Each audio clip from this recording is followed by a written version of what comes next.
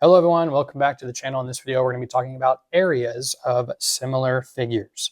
Well, let's jump right in. When two figures are similar, the value of the ratio of their areas is equal to the square of the value of the ratio of their corresponding side lengths.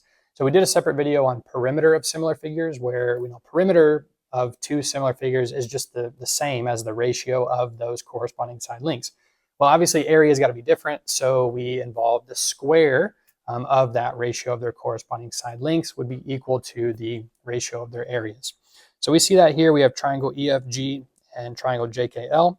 So the area or the ratio of those areas, so triangle EFG over JKL, is going to be equal to side EF over JK squared, or FG over KL squared, or EG over JL squared. Okay, so the ratio of their areas is equal to the square of the ratios of their corresponding side lengths. So let's take a look at a couple examples here. Example number one, it just says triangle A, the base is 13 meters. Triangle B, the base is 6 meters.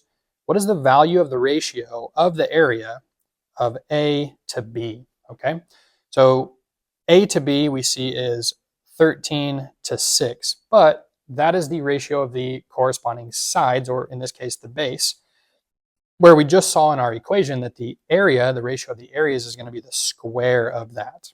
Okay, so now 13 squared is 169, and then 6 squared is 36. So we can say that the ratio of their areas would be 169 to 36. All right, let's use this knowledge a little bit now to find a missing area. So it says we have two rectangles. It doesn't say they're similar, but they're supposed to be similar. We're going to assume they're similar. It says the width of rectangle A is 10 feet. The area is 200 square feet.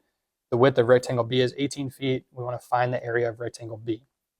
So let's start with our rectangle A. Let's say 10 over 18. That's the ratio of the corresponding sides. We know that the square of that is going to be equal to the areas, the ratio of the areas. So we'll call this B because we're trying to find the area of rectangle B. Now there's two ways to do this because 10 over 18, it does reduce, but you could also just use those two values. If you have a calculator and you're able to use it, it really doesn't matter if you want to reduce these or not. We can actually do it both ways to show you that we're going to get the same answer. But let's just start with what we have here. So 10 over 18 squared, that means we're going to square 10 and we're going to square 18. So 10 squared is 100 and 18 squared would be 324. And this is going to be equal to 200 over B. So we cross multiply. So we get 100B, and then we're going to do 200 times 324, and that is 64,800. So we divide by 100, and we get B is equal to 648, and this would be square feet. Okay, now let's go back to 10 over 18. Let's say we reduce that.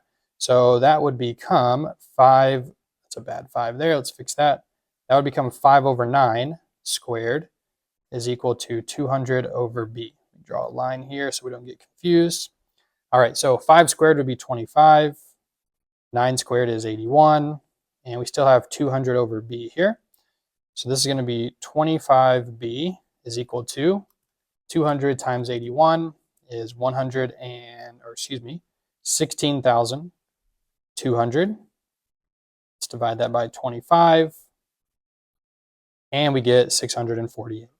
Okay, so we get the same answer regardless of if we want to stick with the unsimplified fraction of 10 over 18, or if you do want to reduce that to 5 over 9. Okay, so that's how you can find the area of similar shapes.